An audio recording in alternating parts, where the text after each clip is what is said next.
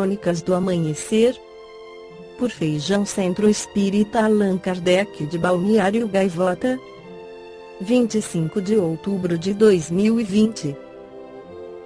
Felipe Neto manda recado ao Gabinete do Ódio após canal se aproximar de marca histórica. Felipe Neto mandou um recado para o Gabinete do Ódio, assim chamado o grupo que produz relatórios diários e coordena ataques contra rivais do presidente Jair Bolsonaro sem partido dentro do Palácio do Planalto. Na lista dos atacados, o youtuber mostrou força na briga oculta com a ala radical do governo. Enquanto o Gabinete do Ódio continua achando que a hashtag no Twitter vai prejudicar minha imagem, meu canal no YouTube caminha para ficar acima de 300 milhões de views em julho, novamente. Rumo aos 40 milhões de inscritos, anunciou o famoso. Alvo de ataques desde que se manifestou publicamente contra o atual governo, Felipe Neto se tornou um dos principais alvos do vereador Carlos Bolsonaro Republicanos RJ, filho do presidente e apontado pela Polícia Federal como articulador do grupo. No Livro dos Espíritos, Allan Kardec questiona na pergunta 292. Alimentam ódio entre si os espíritos? Só entre os espíritos impuros há ódio e são eles que insuflam nos homens as inimizades e as dissensões, é a resposta dos espíritos. O Espírito Miramês, pela psicografia de João Nunes Maia no livro Filosofia Espírita volume 6, simplementa Allan Kardec: existe ódio entre os espíritos, sim, mas somente dentre os inferiores, que ainda alimentam as paixões que correspondem ao egoísmo. Foi por isso que Jesus desceu à Terra, por bondade de Deus, para trazer a mensagem de amor, no sentido de libertá-los dessa escravidão. O ódio, a inveja, o apego são forças negativas que pretendem empanar a verdade, mas, sendo ilusão, não conseguem. Disse o Evangelho que somente a verdade ficará de pé.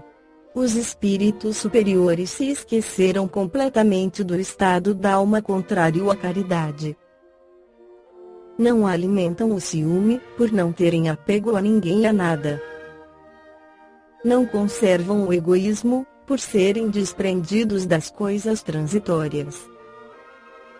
Não têm orgulho, por terem entrado no esquema da humildade. Não mentem, por saberem que a verdade é a luz de Deus que liberta as criaturas. Porém, quando trabalham no meio de almas infelizes, no que tange à inferioridade, eles não julgam nem maltratam, porque eles já passaram por caminhos idênticos.